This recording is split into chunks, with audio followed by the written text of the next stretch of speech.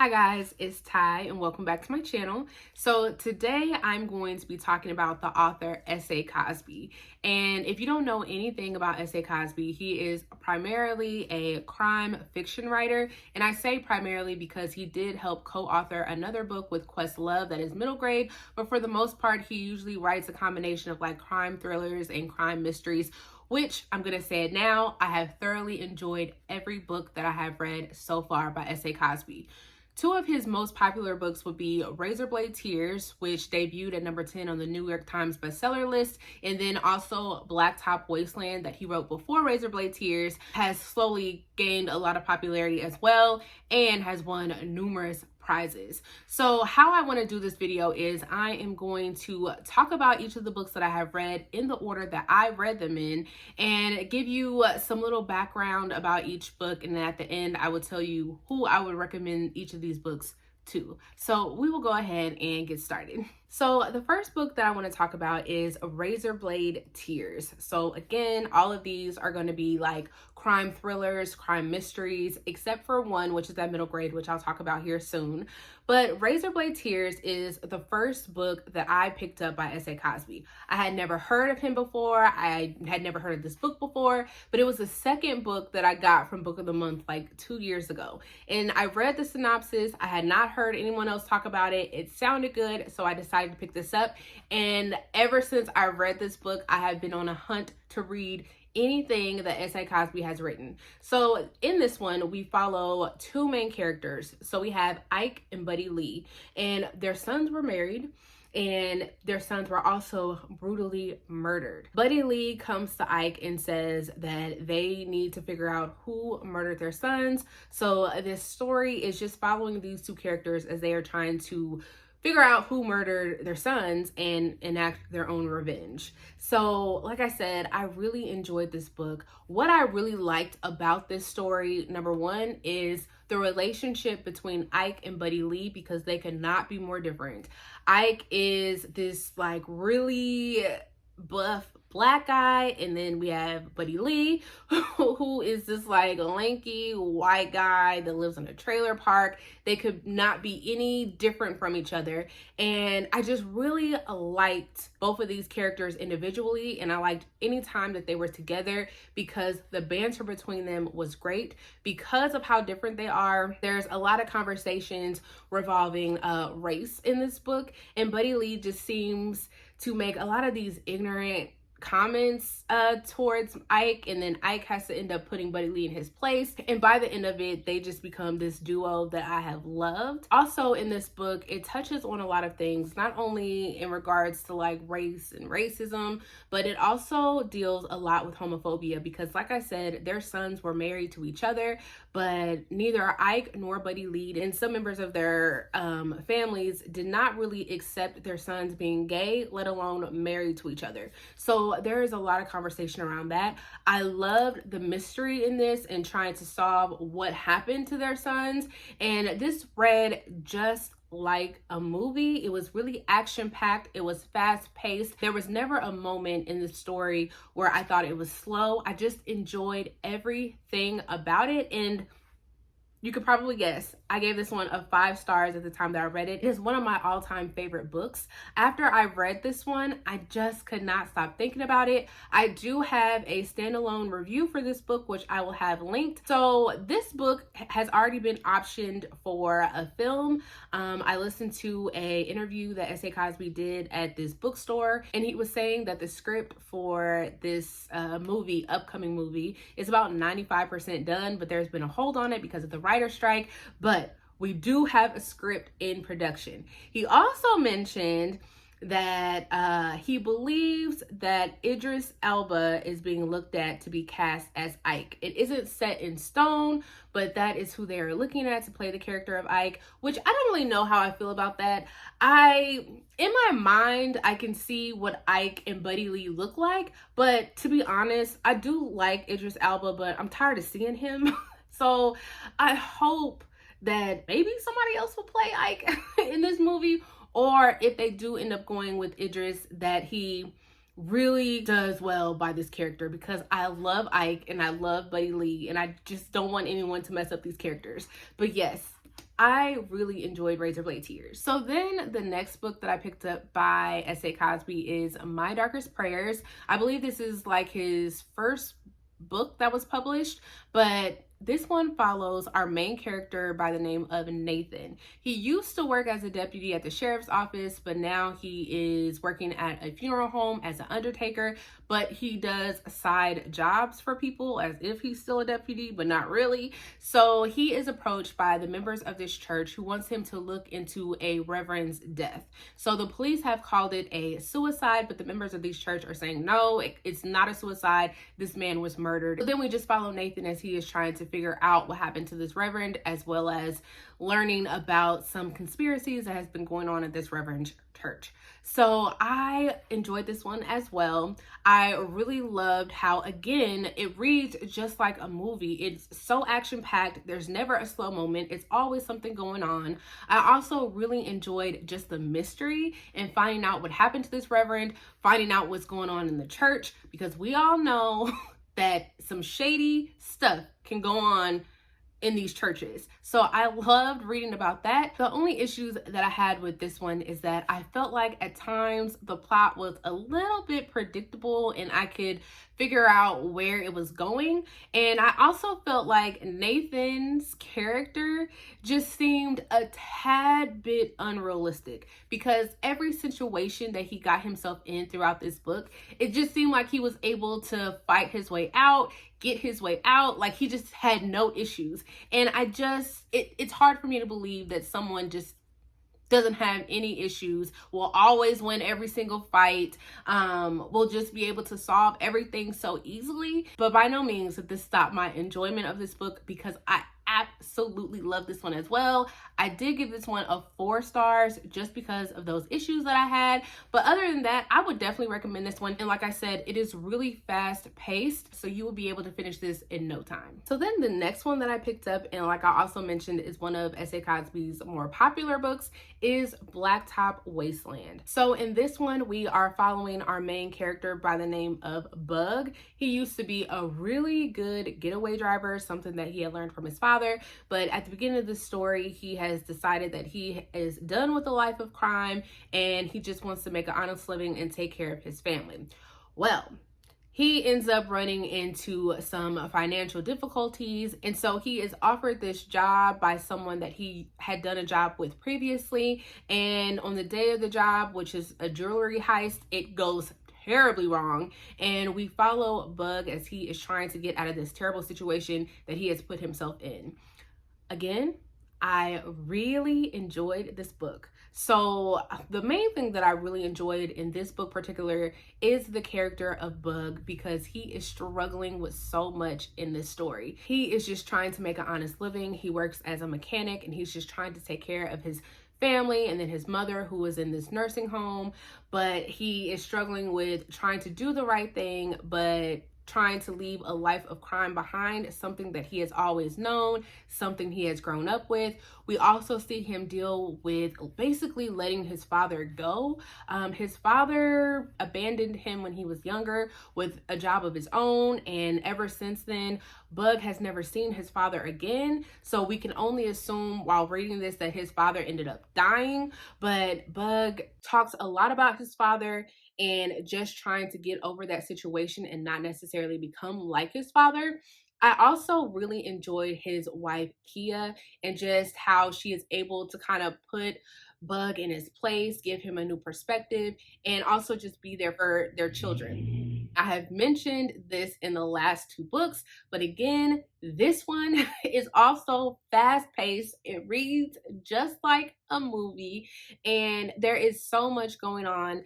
There is a lot of backstabbing. There are car chases. There is shootouts. So a lot is going on in this book. I gave this book a 4 stars. I really enjoyed it. The only thing that I did not like about this book was just the ending and how I wish we could have gotten a better conclusion. So with this book though, in an interview that I watched with S.A. Cosby, he was saying that he kind of wants this to be like a 4-book series somewhat. So of course we have this one.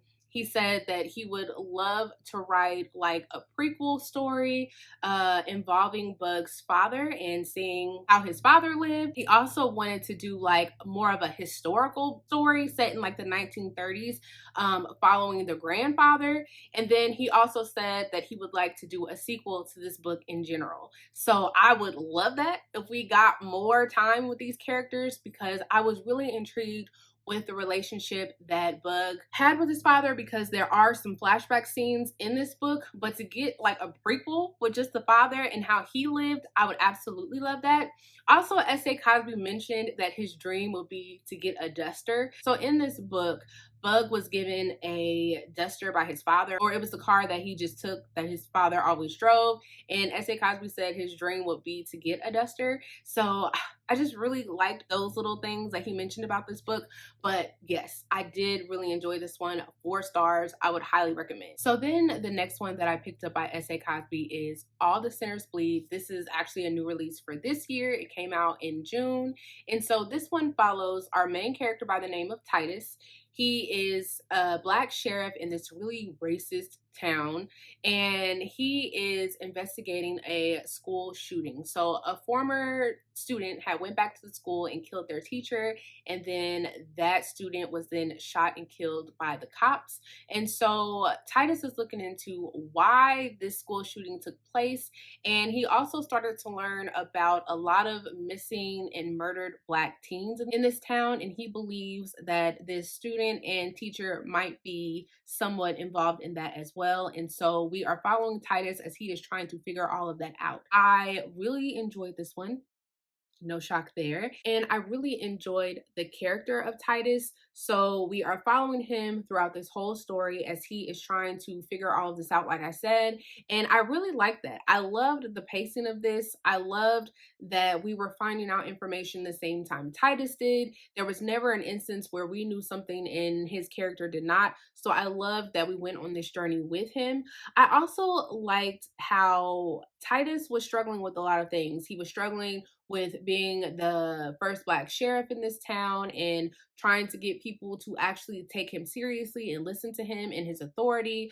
I liked that throughout this story, we also saw Titus really struggle with his beliefs in God and his relationship with the church. So there is like a religious aspect to this as well. And this book also brings up a few other topics as far as like Black people getting killed by white cops, because the former student that was shot in the beginning of the story, he was Black and the cops that shot him were white. So there was a little bit of conversation around that. There was also some conversation around when white people go missing, and in this case, like when white teens go missing, there is more of a priority to find them over when Black people go missing. So there was a little conversation around that as well. I have a separate standalone review for this, which I will have linked, but I really liked how the topics were brought up.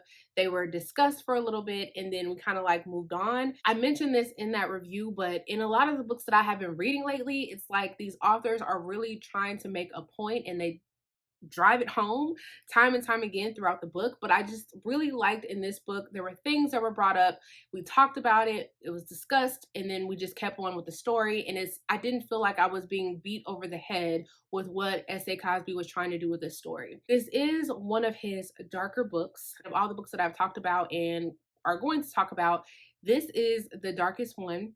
I would definitely look up the trigger warnings, the content warnings for this. It deals with a lot of racism. There is graphic depictions of death. There's mention of torture, pedophilia, and like I mentioned at the very beginning, there is a school shooting. So if any of those bothers you, I would, just be mindful of that when picking this up. But none of that steered me away from this, obviously. And I really enjoyed this one. I gave this a 5 stars.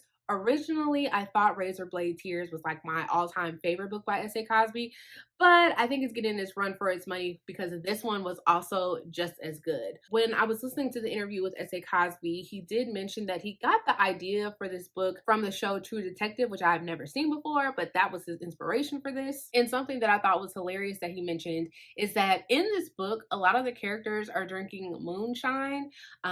It's just like, that's just their go-to drink. Anytime they're they're thinking or something terrible happened, they're like, let's whip out this moonshine and drink it. And S.A. Cosby said if there was any tip for you when you drink moonshine, is to not eat the fruit at the bottom of the moonshine if you get the ones that have the fruit in it, which I have had that before. He literally said, do not eat the fruit that has been soaked in moonshine. And I would second that. I've had moonshine that has had cherries in it. My first time ever drinking moonshine, I went in on those cherries, not realizing how strong moonshine is. And I would not recommend that. So he was right in saying, do not eat the fruit that is in moonshine. But yeah, I really, really enjoyed this one and would highly recommend. But like I said, check out those content warnings. So then the last book that I have read by S.A. Cosby that also came out this year that I recently read. So he actually co-authored this with Questlove, and this is Rhythm of Time. It is a middle grade sci-fi novel. And so we follow our two main characters. We have Raheem and his friend Keisha. I think is how we're going to pronounce the name. So in this book, Keisha is really, really smart, and she has like her own lab in her house, and she made this homemade cell phone and gave it to Raheem. She did that because Raheem's father just does not believe in technology at all. They don't have like gaming systems. He doesn't have his own cell phone because we know in this day and age, every kid has a cell phone. And so she thought she was doing something nice by giving him the cell phone that she made. Raheem gets the cell phone and he plugs in an address, and then he is transported back to 1997. They live in Philly, so he is transported back to 1997 Philly. So throughout this story, we are following Raheem as he is not following Keisha's directions and is interacting with every person that he comes across, which he is not supposed to do. And she is trying to figure out a way to get him back because she actually hacked into like some government systems in order to make the phone. And so the government knows that she did that, and they are trying to come after her, but she is trying to get Raheem home before he messes up the future timeline because of all his interactions he is having in the past. I thought this was a fun story. I love anything that has time travel, so I really enjoyed this. I really enjoyed Raheem and Keisha's friendship. They are totally different. Like I said, she's super smart. She has her own lab. Meanwhile, Raheem is into rap. He writes his rhymes, which she actually helps him post. So I just love their interaction. I also thought this was fast-paced as well. There was a lot going on, so you will fly through this book if you end up picking it up. It also has some images in here throughout the story, and I just really, really enjoyed this one, and I gave it 4 stars. So what I've learned is that Questlove actually came up with the idea for this book during the pandemic, and then their publishers got them together. They didn't like personally know each other before, but they were put together to write this book, and this book is fantastic. Like I said, I gave this a 4 stars, and I would highly recommend, especially if you are someone that reads a lot of middle grade.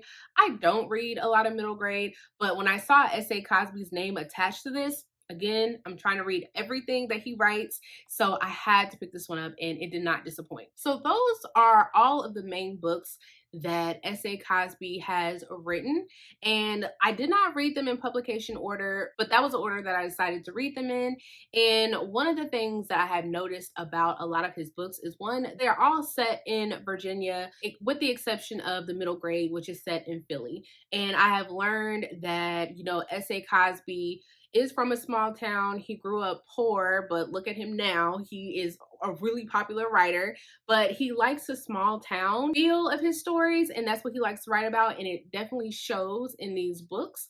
I also really like the fact that all of his books are like action packed and they read just like a movie. And he said when he writes, he has the ability to visualize everything. And you can definitely tell that in his stories, because I literally can visualize everything scene by scene. I can visualize these characters, and I love that. I have heard that some people don't necessarily like books that have that movie feel to them, but if that is something that you enjoy, I would recommend all of his books to you because they all have that feel to them. What I also really enjoy about his books as a whole are like the characters, and I feel in several of these books they have the main character will have like some buddy, some sidekick, someone that they like banter back and forth with.